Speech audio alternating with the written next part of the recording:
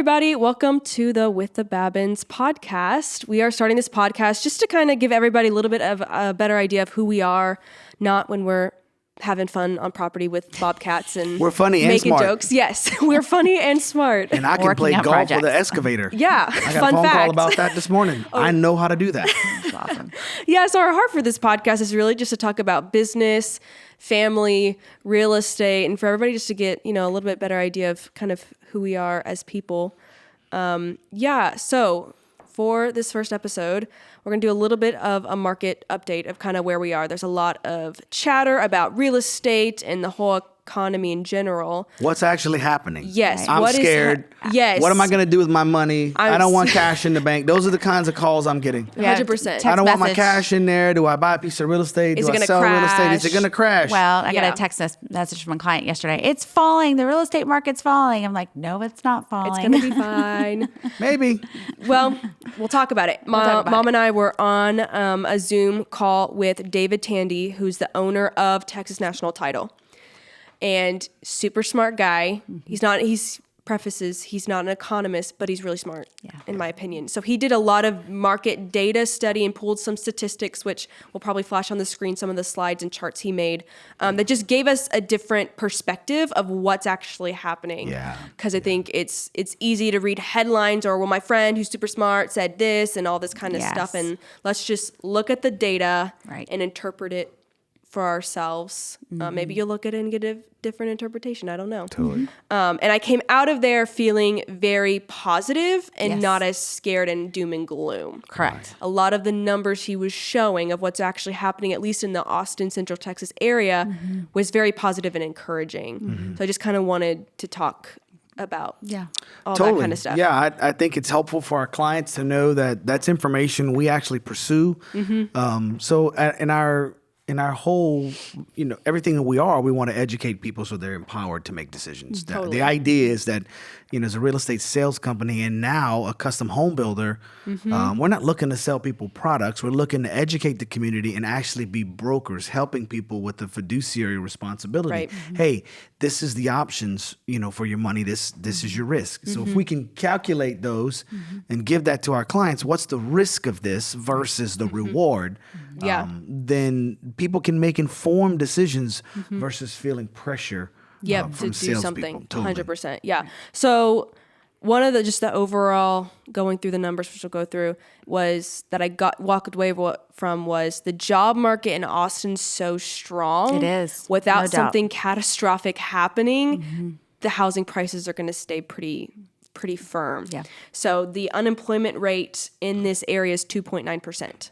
And that was as of, I think I had it pulled up, July. Yeah, July 2022. So we still got a very, very, very low unemployment rate. And I think we're the number one in Texas for the lowest unemployment. Yep. I saw that. Dallas is number 2. Yeah. Yes. Yeah. So I think I'm going to pull up the number of job postings. In June, we had 119,000 job postings. Oh my gosh. So we need people to work. 119,000 jobs waiting here. Yes. Right? Yes. Totally. So there's low unemployment. Right. There's still a significant amount of job postings. That 2.9% could probably go out and find something like that. For sure. But I think that often drives a lot It does. The market in the area. It drives buyers, consumers. Obviously, they want to feel confident in their jobs. And that's one thing on the report that David mentioned is that when people polled consumer confidence, they all felt confident in their jobs. That wasn't the issue. They didn't appreciate maybe, gas prices being higher or groceries costing more, but they all did feel really confident in their jobs. And so that really creates, if you have stable buyers in the market that feel good about their jobs, then you should have a really healthy housing market as well, which I thought was a really great statistic. And then you have so many businesses moving in the area. Yeah, and we are still like the number Tesla. one for increase in population as far as job and relocations here. There's 282 corporate relocations in this area. Coming just to this area. Yes. Yeah. And he also said in there, if you look at Tesla announced X amount of jobs they were bringing here. They doubled that since then. Right. Wow. So the amount of jobs that they're advertising these corporations bringing in, it's probably going to be significantly more than that. Totally.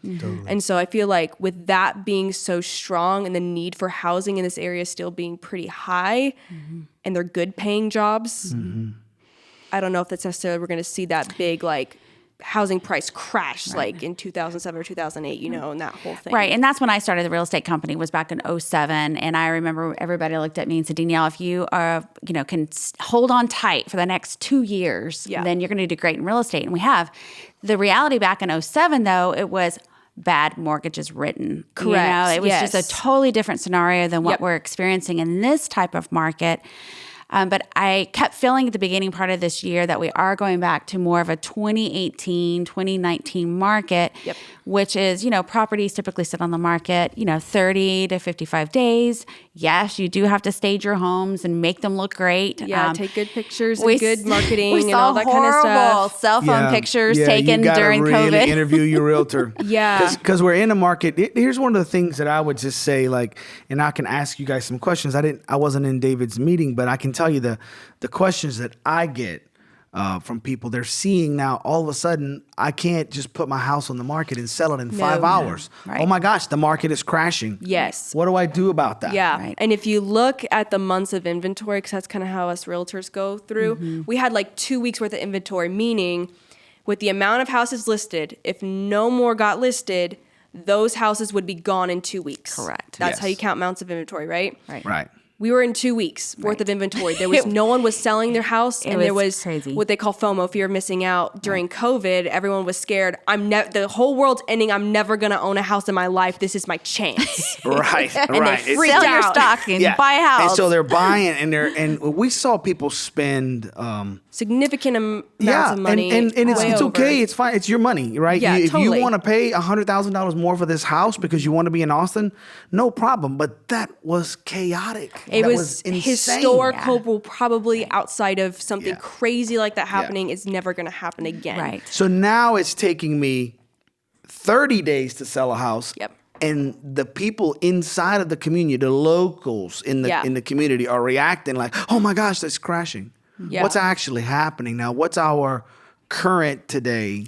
3 to 4 months of inventory, which is getting close to balanced. A Right. balanced market is Market. 4 to 6 months of inventory. Correct. So we're back to where we were in 2018, 2019, right before the pandemic, where it was nice and stable and calm, and it was just normal. A buyer didn't have to, sell their firstborn child to get a house to the seller, and sellers have to just wait a month or so to get offers. It was just normal. Right. And there balanced still is thing. an appreciation of homes. And so I think even when you're in a balanced market, there is a fallacy in the thought process of maybe if sellers to think, well, my house has lost appreciation.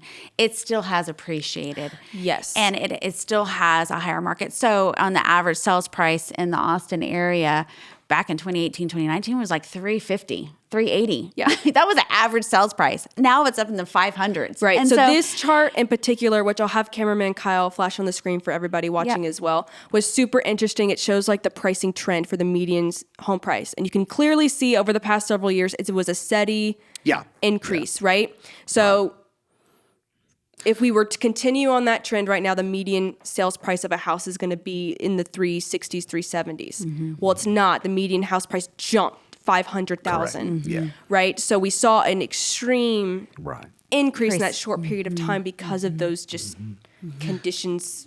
So you for can look at the COVID. real estate market. It depends on what viewpoint you look at the market. You can Right. look at the market from trying to understand housing and investing and becoming a landlord or a holder of property, right? Right. You can look at the market the same way we look at the stocks. Things pop up, they pop down. What Yep. we had is a massive spike, right? Yep. It's this huge. Drastic. So you can think about the NASDAQ and you're watching it. Yeah. You got this massive spike. Boom, it hits this thing. And then it starts doing what we call a retracing. Correct. Right? Now people are like, I'm not emotional anymore. What in the Yes. heck is What's going going on? on? Yeah. And now I think we're in this what's going on phase. But what I'm hearing us say here is that the value of Austin property has to do with jobs and median income, right? Correct. Can I afford to Correct. buy a piece of land in Austin? And if I can I afford to pay the taxes, Right. right?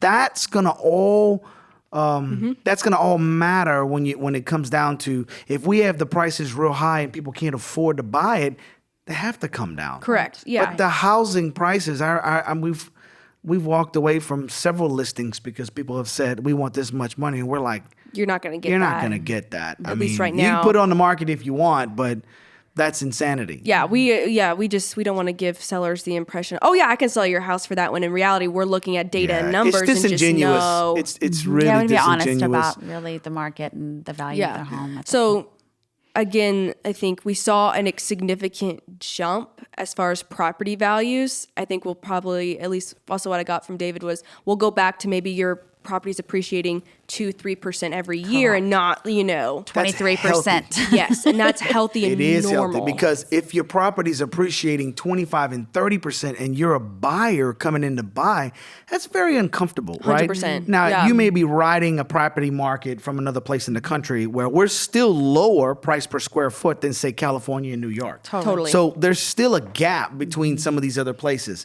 And when those new buyers move from those cities and they come into Austin or the Austin area or even Texas, period, because the same thing is happening in Rockport and all the areas on the coast. Totally, 100%.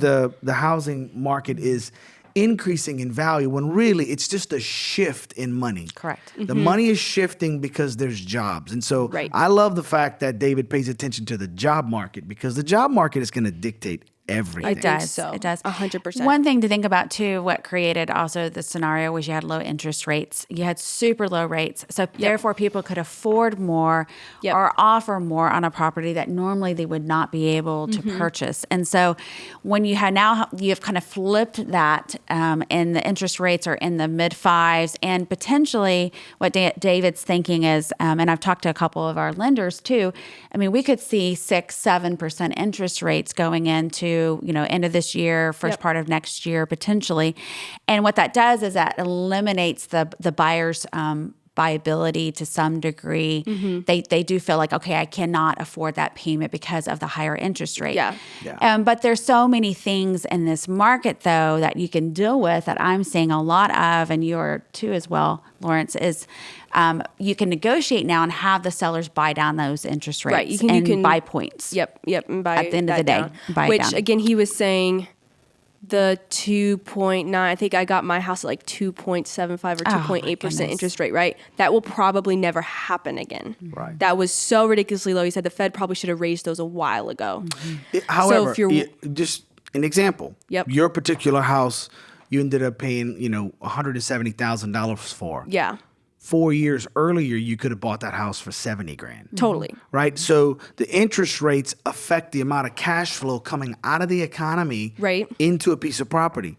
So if the interest rates rise, the housing prices should come down. Yep. The problem is you've got the migration of cash flow coming from outside Correct. of the nation. Yep. So it's so pinching. what it means is there's a little bit of not uncertainty from someone should be insecure. Right. No one has a crystal ball, and any realtor or anybody says this is going to happen, they can talk in probabilities. So Right. we would say we're over 70% probability that the Austin housing market, is not going to crash. Yep. So I feel very confident buying property in Austin right now. However, and this is what I would say to all of our investors. If you've been sitting on a piece of property for more than 10 years and it was your investment, this is a high point. You're still a selling market. And so liquidating a piece of property for profit, if that's what you're trying to do right now, is a great time Great time. To to still sell do the it. property, take your profit, and then have Reinvest a wait or- and see. Yeah, go look at some of the vacuums being left in other places in the nation because people are moving out. Go and find out what are the politicians going to do about in some of these cities. How are we going to increase jobs? You go Right. find a city where there has no jobs and now jobs are moving. So from an investment perspective, right now, if you've held a piece of property for more than 10 years, you're sitting on great profit, You are. Right. and it's reasonable to cash in, right? The thought of it's just going to keep spiking and spiking and spiking, The data doesn't show that. the data does not show So that. that's all we have to go off of, right? It's That's historical data. Correct. And, trends that have been in the past. And so right now, at least it shows, If you hold it for another 10 years, who knows, it's Definitely. 10 years down the road, who knows what's going to happen, another COVID and something crazy happens, you never know. Now, did David talk about, so one of the things I'm thinking about is if I am an investor and I'm holding property, what I'm understanding from some economists is that they believe rents are going to continue to increase. Probably because the true. mortgages are. So the investors come in to buy a piece of property, they've got now a mortgage they have to pay, and it's higher than what the previous person had on it, right? So the tenant's going to have to, Got it. you know, it's just as the housing increases, the mortgage payments go up for the landlords or whatever, and the rents are just going to go up. So we're seeing housing prices potentially stabilize, Rents going up. systematically moving maybe 3% a year. Correct. But rents may continue to bump up. So that's a good To buy and match. hold opportunity. Yeah. Totally. Yeah, because the rent rates have to catch up with what that big spike was, and so it feels really drastic. And I've seen people say, my rent went up $300-400 Right. And that's what we're after seeing a 1 lot. year. Well, That's the just housing prices went up crazy within a very short period of time. statistically, Austin's always kind of been behind on the rental rate market for a whole. And I think what's happened is now that jobs and wages have increased, therefore it allows for the rents. Although I have seen articles saying that the Austin rental market is one of the highest in the nation. I would say, though, if you factor that in based off of their income and their salaries, it would offset the increase. Yeah, I think that's rental for the rates. next podcast. I would like to go through and say, let's look at the median job income over several cities in the nation, and then look at the rents in those areas and see the comparison. Normally, what we like to see is a 30%. If Right. I make $300,000, I could pay $100,000 a year in housing. Right. Well, I'm either going to buy a house or I'm going to rent a house, right? And so if I'm only making $25,000 a year, then a third of $25,000 is all I can afford, right? So that's why the job market matters when you're making investments, particularly as from a real estate perspective, because buying real estate is not like buying stocks. You can't just liquidate it whenever Quickly, you want. yeah, it's a process. So again, if you're Yeah. sitting on profit and you want to make some other investments, selling your piece of real estate right now it's easy to get the money out of it. Yeah, and I would say too to the buyers out there, if you're waiting for a huge crash, I'm going to pick up all these foreclosures for cheap. That's You're going to end up with a Probably higher interest rate. Is what you're going to end up with a higher interest rate Yeah, and say a do it now, higher priced purchase now. home. Yeah. So if you're waiting for those interest rates to drop, they may lock it in now. You can refinance. Correct. Right? Refinancing is a great option. If they do. Yeah, so talk ever about that a get little bit, back. because I don't want to create a doom and gloom situation. If Yeah. I buy a house right now at 7% interest, right? Am I just stuck for 30 years at 7%? No. Absolutely not. Well, what else could I do? It's called refinancing, and essentially I'm not the best person to describe it. You're buying the house from yourself with a new loan that pays off the old one. Now you have a new loan At a lower with interest a rate. lower interest rate. Right, And let us know we have some really great lending contacts that can help you shop around for rates and all that kind of stuff. And so if it ever does go pretty low, it's easy to refinance the house, and you may be able to capture some equity from your house if you do need to go ahead and cash out a little bit of money. Yeah. To So- make improvements or still own it. upgrades. I'm a first time home buyer, and I'm looking. All of a sudden, the interest rates have gone up to 7.5%, and so my mortgage rate is crazy. What are some of the opportunities? What could I do? If I can't afford that? Well, what do I do? What you can do is obviously negotiate sales price. At that point, we have got a stable, even market. Negotiate on sales price. Negotiate with the seller to pay part of your closing costs. Leverage your cash that you would bring towards closing costs towards buying down your interest rate.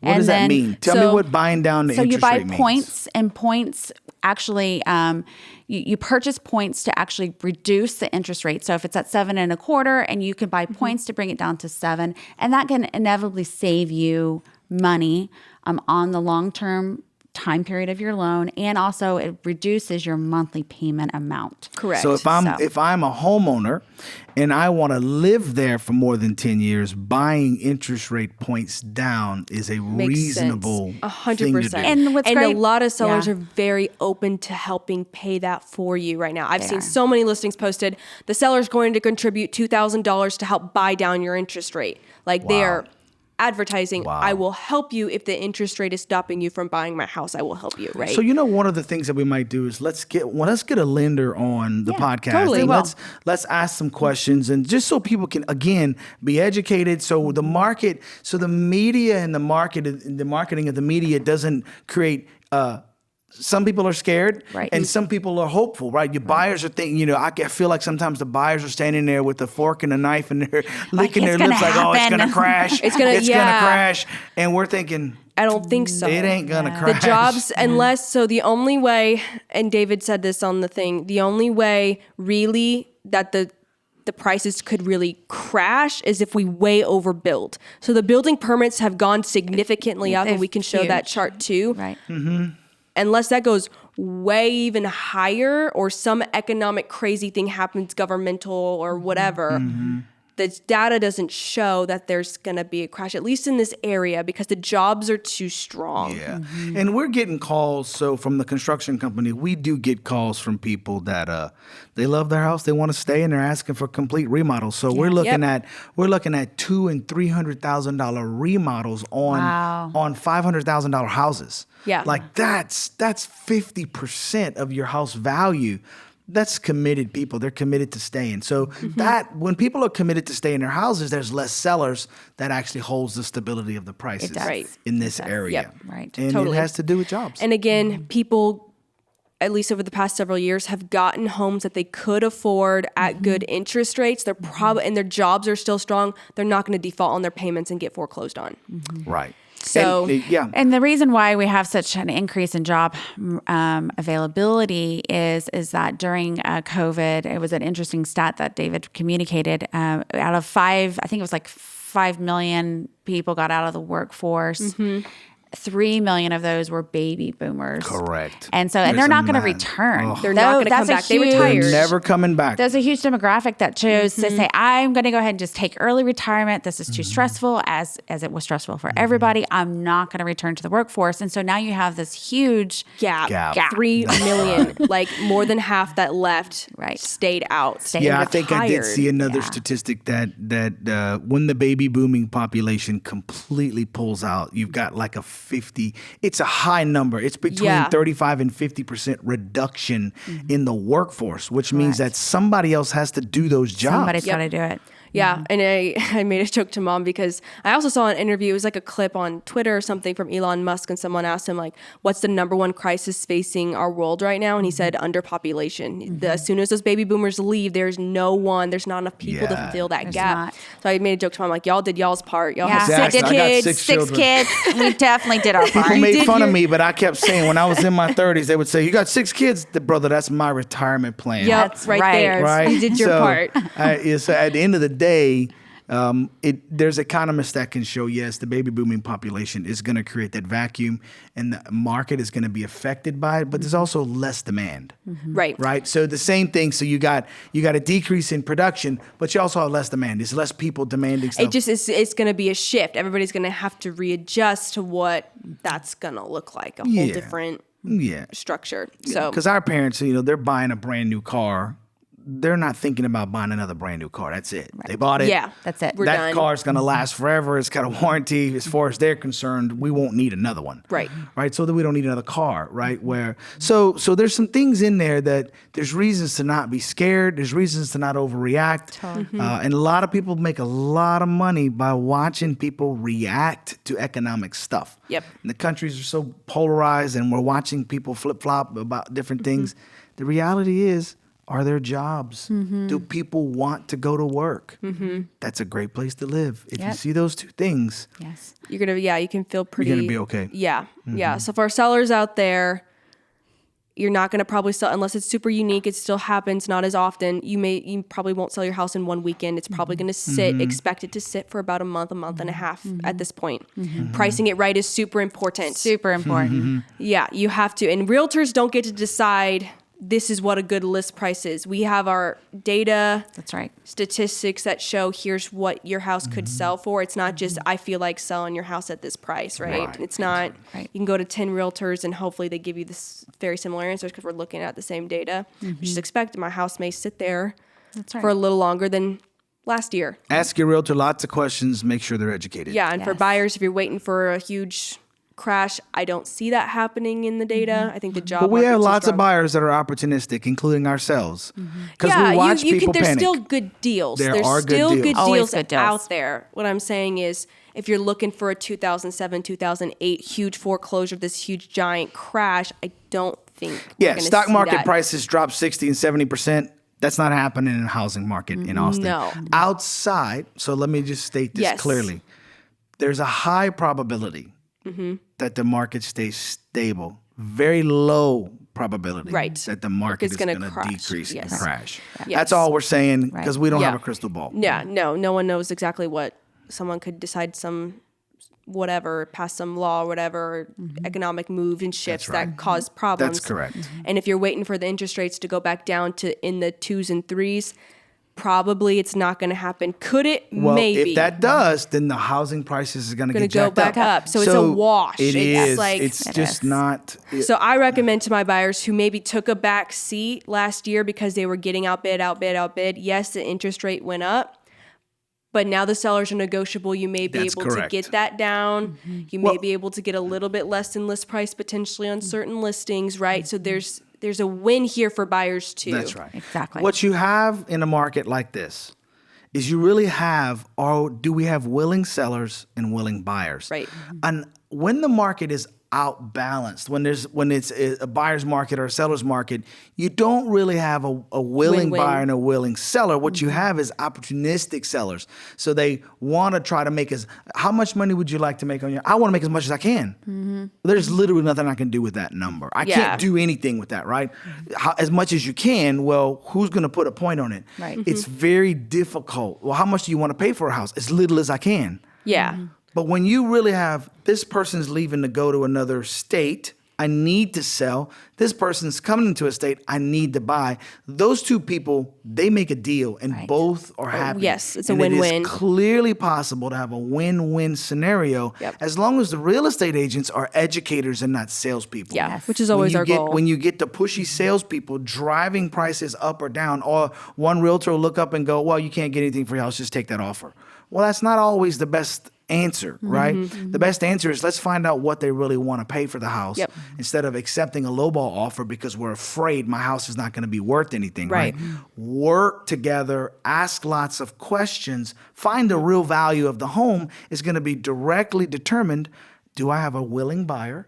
And do I have a willing seller? Yeah. Right? And mostly all the time, and even in our own transactions, when we sense one or the other's not really willing, you just know it's probably not going to get to the closing table. That's probably the biggest value, at least I look for, is does a seller actually want to sell their house? Or are they cool if it doesn't? Totally different ball game than if, oh no, I'm willing to work this out. You get through negotiations way easier. You get through repair requests way easier. And does the buyer really love this house? If they're just okay with it and I don't really know about it, and we get that sense, we're like, okay, this is going to be a little bit more And challenging. I'll tell you something, like for me, I'm really confident about the types of questions we can ask to sift through that. Yeah. So we have sold enough property that I know how to help determine, is this a willing seller or a willing buyer? There's just a set of questions that we ask that's just us and our family as we've trained, like, okay, go ask these 5 questions, make this kind of an offer, and it's going to flush out, are they really willing? Because there's a lot of scammy type things that are going on too. Buyers will come in, lock you into contract for 90 days and keep extending your contract. You're afraid because you want the money they offered you. They're never going to give you that money. They're trying to sell your house to somebody else. Yeah, it's a real. There's a lot of crazy stuff out there that you just have to be careful. Which is why you need professionals do to try to help you sift through that, because we know the tips and tricks and we know the signs of something's not right, or no, this is a good deal because X, Y, and Z, right? We make people money every day negotiating for a better price. Absolutely. Either on the buy or on the sell. Yeah. Which I think people also always think it's a flip in your brain. I only make money when I sell it, but you make money when you buy it because you bought it right. That's correct. And I think people have not really experienced that, what it means to buy right, because they only have you get the money when you sell it. Here's another a thing that people get stuck on. I'm leaving to go take a job making $100,000 a year more, and I'm hung up on $5,000 here. Well, I'm losing money. No. You're gonna go make more money. You're focused on one nickel when you could go make $1. Right. Yeah. Right. And so you gotta help people understand their investments and help them emotionally make it through. Nobody wants to get taken, right? No one wants to overpay, and no one wants to leave money on the table. It's common. So finding a win-win scenario in a deal, it matters. Yeah. And if you don't have real estate professionals, brokers that really care about that, you're going to end up feeling negative about that Yeah. deal. Totally. And I think for us, we always say we're looking for lifelong clients, not a transaction. So if I'm making you overpay for a house or pushing you to a bad investment, you're going to call me 2 years later, and then I'm going to have to try to get you out of it. That's correct. And I don't want to do that. No, I want you to be fully aware of what's going on, what you're deciding. You're fully educated on the numbers. So when we go to help you sell it in 2, 3, 4, 5 years, we know exactly the investment you made, that you're going to be able to get out of it and hopefully make some money on it is always the goal for you to have a good investment and not just, I'm going to just people buy being a able to house trust you matters. Yeah. It matters. 100%. That's right. Yeah. Re-educate to empower. Yep. That's what we say all the time. So just to like wrap up, I think for at least we walked away from that call feeling pretty good that we're entering more of a stable real estate market, at least in this area of it's just evening out, gonna kind of go back to the way it was pre-COVID as far as listings selling at a certain rate, buyers buying at a certain, rate, and the jobs are still flooding in. Yes, jobs are still flooding in. What we anticipate is if you're a buyer and you're scared about interest rates, what we're saying is there are willing sellers that are willing to give you money towards your closing to buy your interest rate down. To help you with that.